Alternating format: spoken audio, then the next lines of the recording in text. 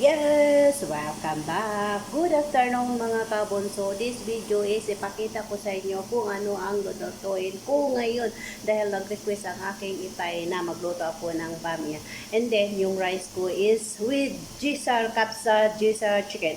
Kaya mga kabunso, samahan niyo ko in 3, 2, 1, go! So, nandito yung basal ko na brown na. Yan na mga kabunso, naka-brown na yung basal natin. And then, ito yung para sa bamya. Kasi bamya daw ang gusto kainin ng aking itay. So, ito yung basal. Dapat maraming basal. Ito yung basal sa bamya. And then, ito yung gisar ko, mga kabunso. Yan ang gisar ko. And then, ito yung chicken ko, nakababad na sa lemon. And then, ito yung bamya ko, maliit lang dahil sila lang ang kumakain. Kaya mga kabunso, samahan niyo na ko. Yan. So,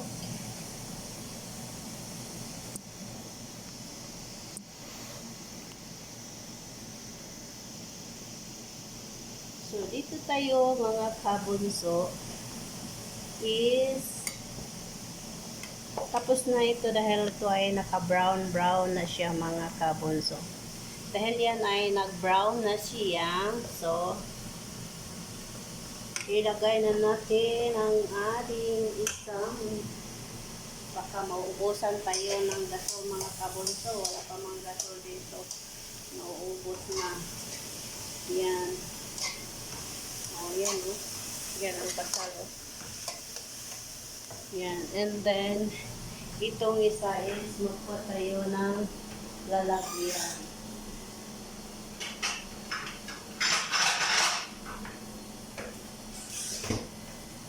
Kuha tayo dahil gagawa tayo ng hamsa. So, ang hamsa natin mga kabunso, pwede na tong hamsa natin. Maliit lang. Yan ang hamsa natin mga kabunso.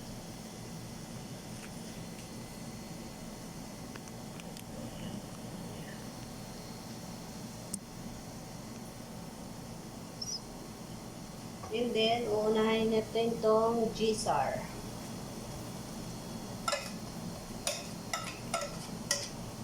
Lagay muna natin tong gisar mga kabunso.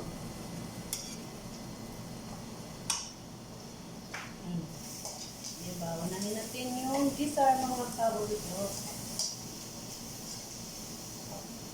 Palakasan natin siya ng ilaw. Lakasan natin siya ng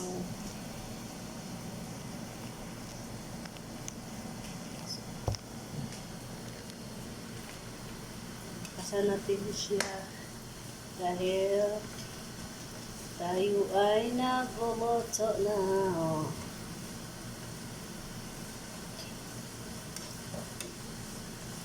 Gawin natin yung mag-yellow na bago natin ilagay yung chicken dahil yan ang gusto ng aking itay. And then, i-check natin ang ating basal dahil ang basal ay hindi pa tapos.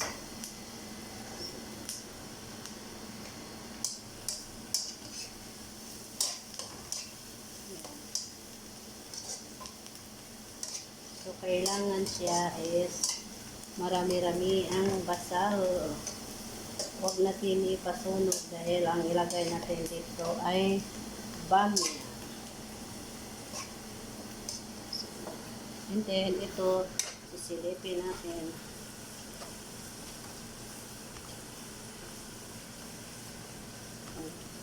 Masarap kasi ito siya mga kabunso. Pag nag-yellow na yung gisar niya. Masarap kasi yan. Pag nag-yellow na, bago natin ilagay ang chicken.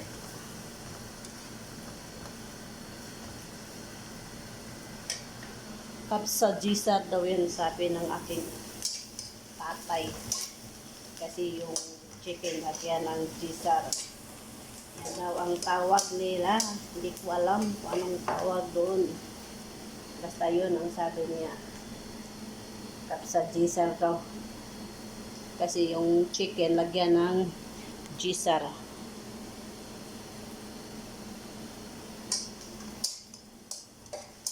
Yan. So, ito yung hinarki-harki natin para hindi masunog. Ingatan natin ito na hindi masunog. Dahil dapat naka-brown-brown siya. Lagyan daw natin ng konting oil.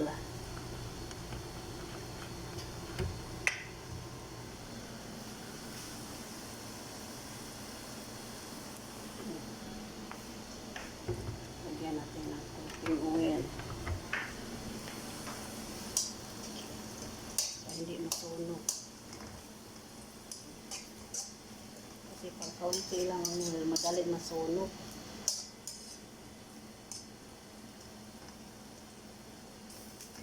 Yan. So, ito dito,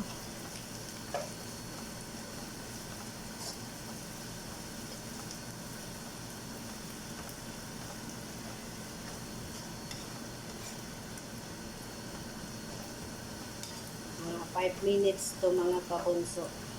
Iharki-harki natin bago ilagay ang chicken. Para maging masarap, lutuan natin ang masarap si Mudra.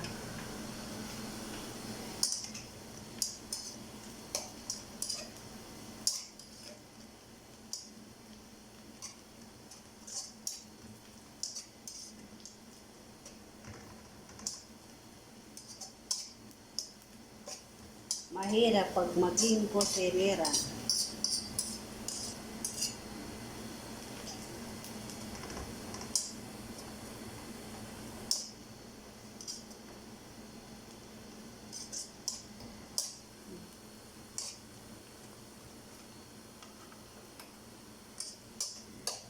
Kunti na lang, mag-golden brown na siya. Pag golden brown na siya, so ilagay natin yung bamya. So, ito naman, nag-yellow na siya. So, nag-yellow na siya.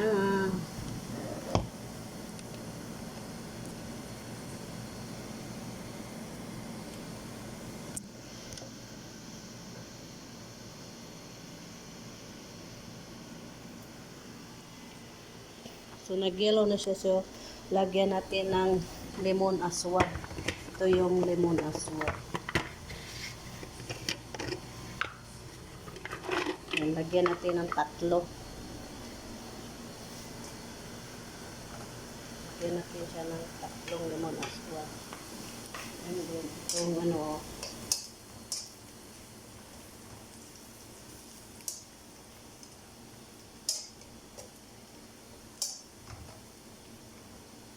so, golden brown na siya mga kabunso. Pinanakin mo ng apoy para di madaling masunog mga kabunso. And then ito, naging golden brown na siya. Ito is yellow na. So, lagay natin yung chicken. So, itong chicken is nakababad na sa lemon. So, lagay natin yan. Asin. Oops. Ganyan lang. And then, harky-harky. Harky-harky hanggat magpasok na yung sarap niya doon loob. Mag-serve na yung laman niya sa loob. Ganyan, magluto.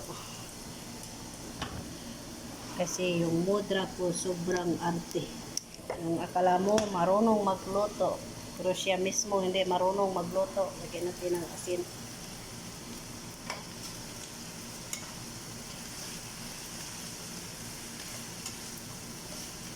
Siya mismo hindi marunong magluto.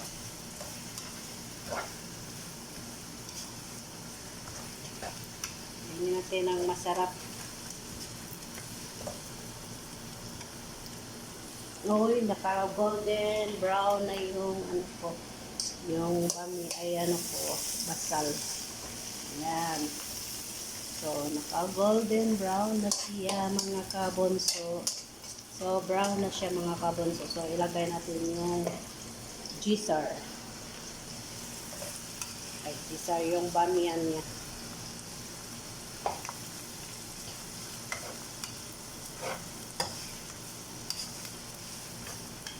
So, lagyan natin ng bamya. Kasi naka-golden brown na siya.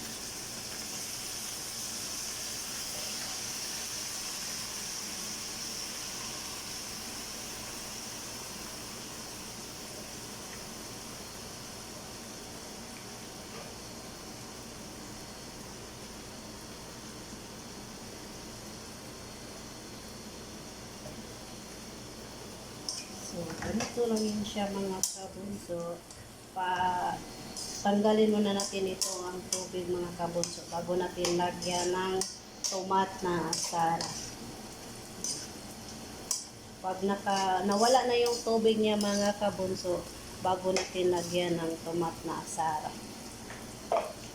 So, ito i-harty-harty muna habang tayo ay nagluluto.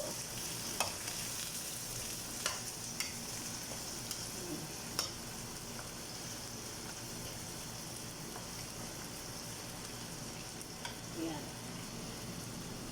Yan muna siya mga kabunso.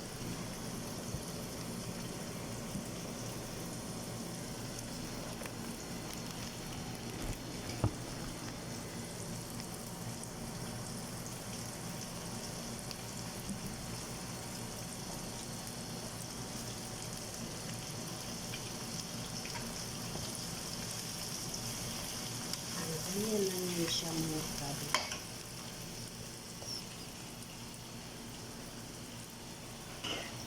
Kasi takpan natin ito ang bamiyan natin.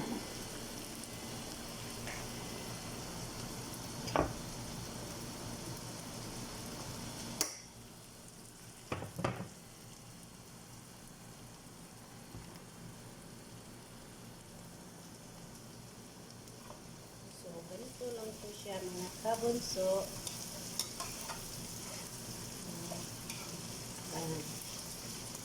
So, lagyan muna natin yan siya mga kabunso.